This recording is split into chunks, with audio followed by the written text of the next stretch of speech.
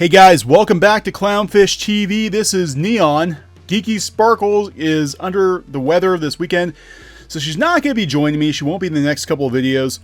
Do apologize for that. Hopefully she'll get better.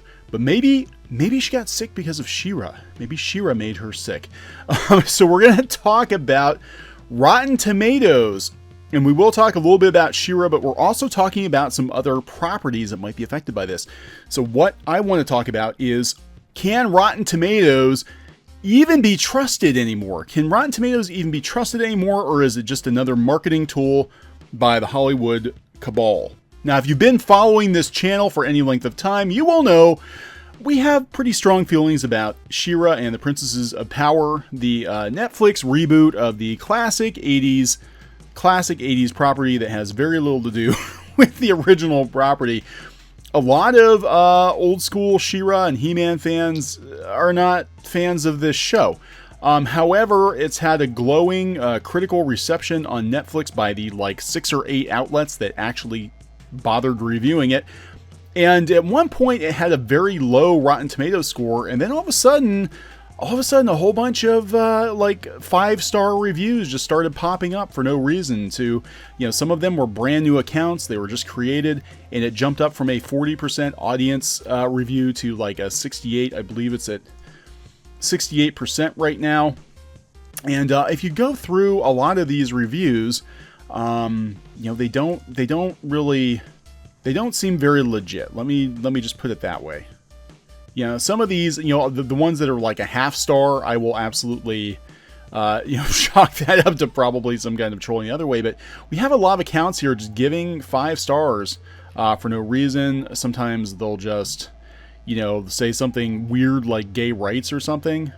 So it's just a very odd thing. If you really look into it, and there are other videos out there on YouTube where people look into the reviewers themselves and the fact that they are, a lot of them, new accounts or brand new accounts. Now, Bounding in the Comics does point out that a lot of the reviews are basically centered on identity politics, and of the few reviews the show has actually had, and it's only had 12 reviews. You look at the places that are reviewing She-Ra. It's Polygon, it's Daily Dot, it's the Mary Sue, the Washington Post, all the places you would kind of assume would be very progressive and leave a review based on identity politics, which is kind of what's going on with the show. And the thing about television shows in particular is it's really tricky, because a lot of TV shows, especially something that's like a Netflix exclusive, they usually don't get a lot of mainstream press coverage to begin with. So, our theory was that DreamWorks cherry-picked outlets they knew would be receptive to this show, and they cherry-picked those reviewers. Other influencers who would be receptive to the show were given swag on YouTube. We've seen it. They've talked about it. I think DreamWorks knew that this was going to be a very polarizing series, and they played Rotten Tomatoes accordingly. And we're seeing more and more of this, whereas Rotten Tomatoes used to be a pretty fair, balanced website that was used to gauge what the actual feeling of movies and entertainment was. It's basically being used as a marketing tool now. We've seen it especially in animation. Another series has been very controversial.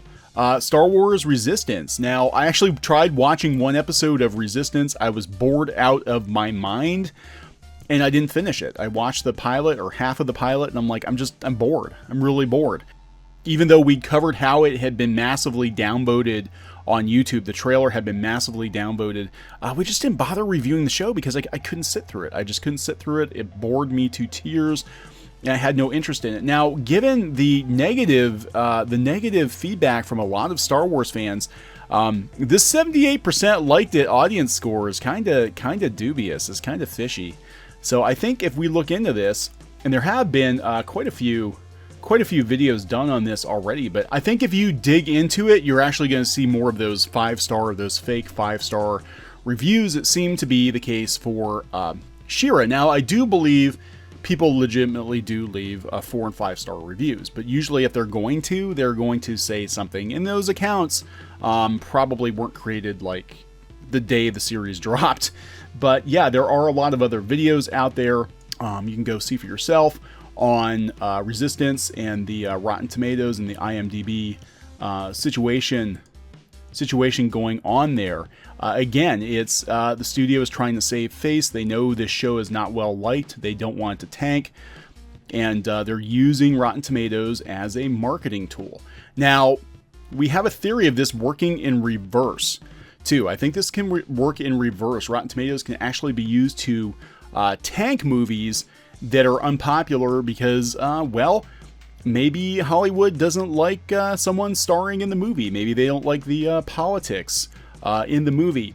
Now, disclaimer, we have not seen Fantastic Beasts: The Crimes of Grindelwald yet, even though we really want to. We had a massive ice storm, snowstorm earlier in the week, and then Geeky got sick, but we're planning on checking it out as soon as we can. So we cannot give you our opinion on Fantastic Beasts. However, I will say that this movie has had a lot of controversy attached to it before it even came out. From the biggest controversy, of course, being Grindelwald himself being portrayed by Johnny Depp. Johnny Depp is not well liked by Hollywood now because of the situation with his domestic dispute.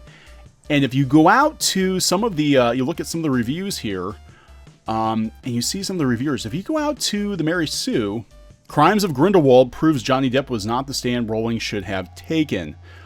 So they really slam the film, but not just because of the film being the film, but they slam it because it's got Johnny Depp in it. And J.K. Rowling did defend the casting of Johnny Depp. She was okay with it. And another controversy was Nagini. Nagini the snake being played by a woman of Asian descent. There was all kinds of backlash, again, from media outlets like the Mary Sue. So going into it, progressive media outlets already decided they hated Johnny Depp. They hated Nagini. They were already trying to pick apart J.K. Rowling, who was at one point one of them. And I think she still is kind of one of them, quote unquote. But it doesn't matter if you're, on the wrong side of whatever the hate mob is on, then you're a naughty, bad person. We know how this works. So I think, and again, we can't say because we haven't seen the movie, but I think the fact that Johnny Depp is in it, they did not backpedal, they did not boycott Johnny Depp like they thought they should. And the fact that they had the Nagini situation, again, the studio did not cave to Twitter mob outrage, may have actually hurt it on Rotten Tomatoes. It may have actually, because you look at the audience score, which is pretty high compared to the critical score, which is only 40%. Now, again, if we dig into this, some of these, we've actually got some real reviews. They're not just random 5-star. We have a couple of half stars. So this is really interesting. So, my takeaway from all of this, looking at She-Ra, looking at Star Wars, looking at Crimes of Grindelwald, is Rotten Tomatoes can't be trusted.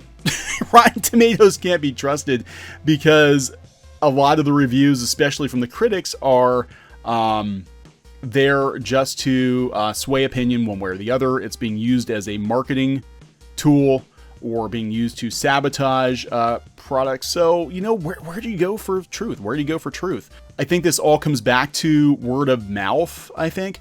I think part of the reason that a lot of YouTubers and websites like Bounding in the Comics, which, exists sort of outside of this pop culture media cabal, the reason that a lot of these media outlets are trying to shut down YouTubers, I think, has less to do with what they're saying and more to do with the fact that they are taking eyeballs. They're telling people their legit opinions. They're not bought and paid for by the studios, and there's quite the shell game going on here, I think, between pop culture media outlets and the studios.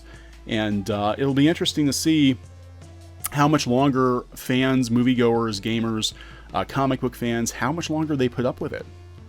So I think there's definitely a tipping point is definitely coming. So please subscribe to Clownfish TV for more pop culture news, views, reviews, rants, more gaming videos, art videos, and more. This has been Neon.